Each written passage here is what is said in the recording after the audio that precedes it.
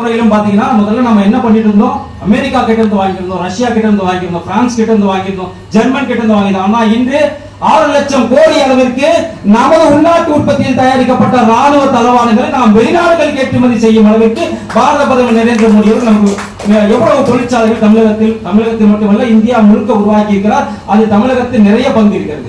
அதே போலதான் நமது பாரத பிரதமர் வந்த பிறகு, அதாவது நாம் இரண்டாக பிரித்துக் கொள்ள வேண்டும், நமது இந்திய வரலாற்றை இரண்டாக பிரித்துக் கொள்ள வேண்டும். எப்படி உலக வரலாற்றை இரண்டாக பிரிக்கிறார்கள், கிமு கிபி என்று பிரிப்பார்கள், அதே போல நமது வரலாற்றை 2014க்கு முன் 2014க்கு பின், அதாவது மோடி வருவதற்கு முன் மோடி வந்த பிறகு, அதாவது இனி வரலாற்று எப்படி சொல்லும் என்றால் பொற்காலம் என்று சொல்வார்கள் இல்லையா, அது மோடி காலத்தில் தான் இந்திய அரசு பொற்காலமாக இருந்தது என்று உலகமே சொல்லும் அளவிற்கு ஒரு பொன்னான ஆட்சி இன்று பாரத பிரதமர் கொடுத்துக் கொண்டிருக்கிறார். இதுல முக்கியமான விஷயம் பார்த்தா ராணுவம். ராணுவத்துல பாத்தீங்கன்னா ஒரு நாட்டுக்கு முக்கிய பாதுகாப்பு, ஒரு வீடு பாதுகாப்பாக இருந்தால்தான் அந்த வீட்டில் இருக்கக்கூடிய செல்வங்கள் பாதுகாப்பாக இருக்கும். போன தடவை நம்ம செல்வங்கள் பாதுகாப்பா இல்ல, முகலாய பேரரசர்களால் கொள்ளையடிக்கப்பட்டது. தமிழகம் பெருசா பாதிக்கப்படல. இன்னைக்கு ஏன் தமிழகத்தில் இவ்வளவு கவலை இல்லாம இன்னைக்கு திராவிட அரசு சுத்தி கொண்டிருக்கிறது, திராவிட மக்கள் சுத்தி கொண்டிருக்கிறாங்கன்னா, முகலாயர்கள் படையெடுக்கும் போது வடநாடுகளைத்தான் அவர்கள் முக்கியமாக குறிப்பாக அவர்கள் படையெடுத்து நமது கிராமங்களாக இருந்தாலும் சரி, நமது கோவில்களாக இருந்தாலும் சரி படையெடுத்து கொள்ளையடித்தார்கள் தவிர தென்பகுதிக்கு வரவில்லை. இங்கு மாணிக்கப்பூரை தவிர பெரிய ஒரு படையெடுப்பு நம்ம தென்னகத்துல பெருசா நடக்கிறது. அதனால பெரிதாக பாதிக்கப்படவில்லை. இன்னைக்கு வட இந்தியாவில் ஒட்டுமொத்த இந்துக்களும் ஏன் பிஜேபி ஆதரிக்கிறாங்கன்னு சொன்னாக்கா அவர்கள் அவ்வளவு பாதிக்கப்பட்டிருக்கிறாங்க. இந்த முகலாய மன்னர்களால் கொஞ்சம் நஞ்ச பாதிப்பு கிடையாது. எவ்வளவு பேர் கொல்லப்பட்டார்கள், எவ்வளவு பேர் மதமாற்றப்பட்டார்கள், எவ்வளவு சொத்துக்கள் கொள்ளையடிக்கப்பட்டது, எவ்வளவு ஆலயங்கள் சேதப்படுத்தப்பட்டது, இதையெல்லாம் கவனத்தில் கொண்டுதான் இனி இந்தியாவை யாருமே தாக்க கூடாது. 2005 இந்தியா 5வது இடத்துல இருந்தது. ராணுவ துறையில 2005 இந்தியா 5வது இடத்துல இருந்தது. 4வது இடத்துல யார் இருந்தாங்க தெரியுமா? பாகிஸ்தான் இருந்துச்சு. பாகிஸ்தானுக்கு அப்புறம் தான் நாம 2005 நாம 5வது இடத்துல இருந்தோம். ஆனா இன்னைக்கு உலகிலேயே மிக சக்தி வாய்ந்த நாடுகள் பட்டியல்ல இன்று நாம் 4வது இடத்துல இருக்கிறோம். ஜப்பானை பின்னுக்கு தள்ளிவிட்டு 4வது இடத்துல இருக்கிறோம் சொன்னா அதற்கு காரணம் பாரத பிரதமர் நரேந்திர மோடி. அண்ணன் சொன்னாரு, 370 பத்தி சொன்னாரு. தலை இல்லாத முண்டமாகத்தான் இவ்வளவு காலம் இந்தியா இருந்தது. தலை இந்தியாவுக்கு சொந்தமா பாகிஸ்தானுக்கு சொந்தமா என்று 50 ஆண்டு காலமாக நாம் தள்ளாடி கொண்டு நமக்கு யாருக்குமே தெரியாது. பாகிஸ்தான், அதாவது காஷ்மீர் என்ற ஒரு பகுதி யாருக்கு சொந்தம், இந்தியாவுக்கு சொந்தமா அல்லது பாகிஸ்தானுக்கு சொந்தமா? ஐநா சபையில கூட தைரியமாக சொல்வதற்கு காங்கிரஸ் தரப்பில, காங்கிரஸ் பிரதமர் தரப்பில அப்ப ஆட்கள் கிடையாது. ஆனா இன்று ஜெய்சங்கர் அவர்கள் காஷ்மீரை பற்றி பேசுவதற்கு எந்த ஒரு விஷயமும் இந்த ஐநாவிலே கிடையாது. காஷ்மீர் இந்தியாவின் ஒருங்கிணைந்த பகுதியாக மாறிவிட்டது என்று இன்று கர்ஜிக்கிறார் என்று சொன்னால் அதற்கு காரணம் நமது பாரத பிரதமர் நரேந்திர மோடி. அந்த 370 என்ற பிரிவை அவர் 2019 கொண்டு வந்ததன் மூலமாக இன்று காஷ்மீர் பகுதி, பாகிஸ்தான்ல இந்த காஷ்மீரை பத்தி பேசவே முடியாது. இதுக்கு முன்னாடி எப்போது ஐநா சபை கூடினாலும் பாகிஸ்தானை பத்தி, அதாவது காஷ்மீரை பத்தி பாகிஸ்தான் பேசும். தற்போது எப்போது ஐநா சபை கூடினாலும் பாகிஸ்தான் காஷ்மீரை பத்தி பாகிஸ்தான் பேசுவதே கிடையாது. அதில் தேவையில்லாம இப்ப சைனா மூக்கு நுழைமா, இப்ப சைனாவும் மூக்கு நுழைப்பதில்லை. ஏன்னா உலக அறிஞருக்கே தெரிந்து விட்டது காஷ்மீர் என்பது இந்தியாவின் ஒருங்கிணைந்த பகுதி.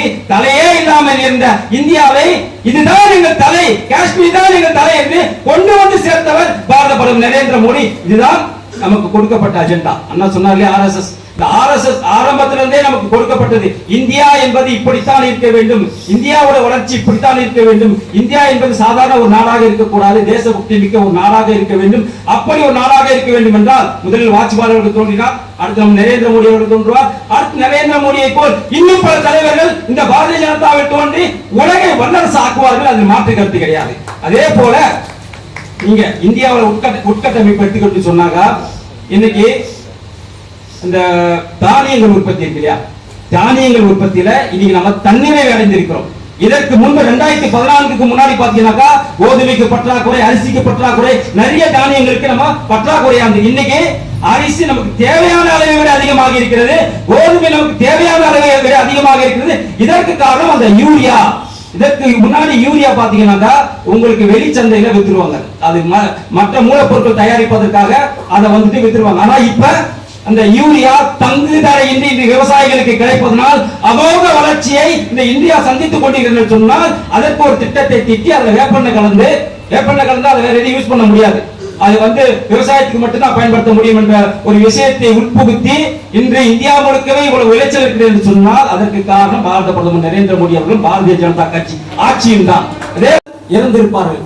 ஆனால் அப்படி நடக்கக்கூடாது என்று சொல்லி உடனடியாக 4000 கோடியை ஒதுக்கி நமது விஞ்ஞானிகள் அழைத்து உலகிலேயே முதல் தடுப்பூசி நமதாக இருக்க வேண்டும், அது நமது இந்தியர்களுக்கு பயன்படுத்த வேண்டும், நாம் இந்தியர்கள் பயன்படுத்த மட்டுமல்லாமல் உலக நாடுகளுக்கு நாம் அதை கொடுக்க வேண்டும் என்று சொல்லி அதுக்கு முன்னாடி பார்த்தீங்கன்னா ஒரே ஒரு ஆய்வகம் தான் இருக்கும்.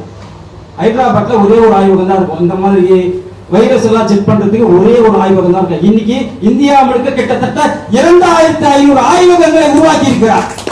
நீங்க தான் முதல்ல ஒரு அதாவது மரபணு டெஸ்ட் எடுக்கணும்னாக்கா அதுல இருக்கக்கூடிய மரபணு நீங்க செக் பண்ணணும்னா ஹைதராபாத் அனுப்புவாங்க. ஹைதராபாத்ல என்ன ஆகும், அங்க இருக்கிற ஒரு ஹைதராபாத்ல அதை டெஸ்ட் பண்ணி நமக்கு வரதுக்கு 1 மாத காலம் ஆகும். ஆனா இன்னைக்கு உலகில் இந்தியாவில் இருக்கக்கூடிய முக்கிய நகரங்கள் அனைத்திலுமே இந்த மாதிரியான ஒரு லேபை இன்னைக்கு உருவாக்கி கிட்டத்தட்ட 2500 லேப் இன்னைக்கு இந்தியா முழுவதுக்கு உருவாக்கி இந்த அறிவியல் துறையிலும் மருத்துவ துறையிலும் எண்ணற்ற சாதனைகளை நரேந்திர மோடி அவர்கள் செய்திருக்கிறார். அதே போல இந்த நீட்டை கொண்டு வந்து எவ்வளவு புரட்சிகரமான செயல் சொன்னீங்கன்னா, முதல்ல எவ்வளவு சீட் இருந்தது? 35,000 சீட்டு தான் 2014க்கு முன்னாடி. மருத்துவ சீட்டு எவ்வளவு இருந்துச்சு? 35,000 சீட்டு. இன்னைக்கு 1.5 லட்சம் சீட்டு இருக்கு. இன்னைக்கு 1.5 லட்சம் சீட்டு இருக்கு. அவர் ஒரு தேர்வை கொண்டு வருகிறார் என்றால் அதற்கான தேவையை நிறைவேற்றி செய்கிறார். தமிழகத்துல 12 கல்லூரிகளுக்கு அனுமதி கொடுத்திருக்கிறாரு. ஆனா 12 கல்லூரியில எத்தனை கல்லூரி திறந்தாங்க?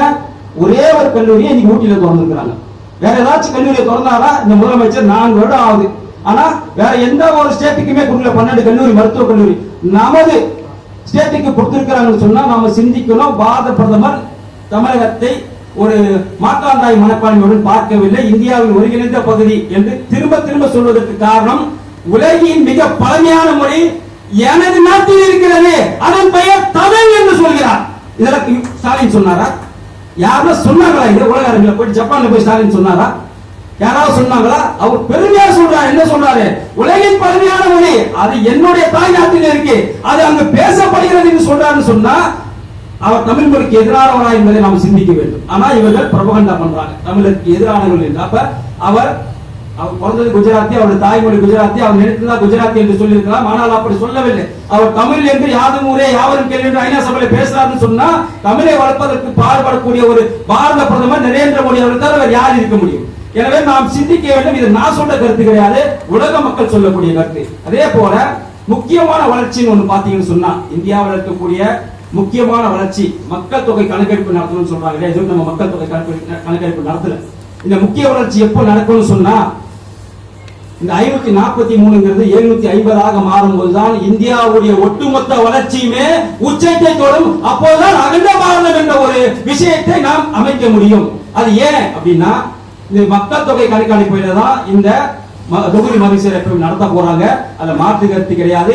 அப்படி மாறும்போது கட்டாயமாக இந்த 543 என்பது 750 மாறும். அப்படி மாறும்போது அதையும் நமது பாரத பிரதமர் அவர்கள் செய்வார். செய்து இந்தியாவின் வளர்ச்சி உச்சத்தை தொட வைப்பார் என்று சொல்லி வாய்ப்பு பெறாத விரைவில் நன்றி.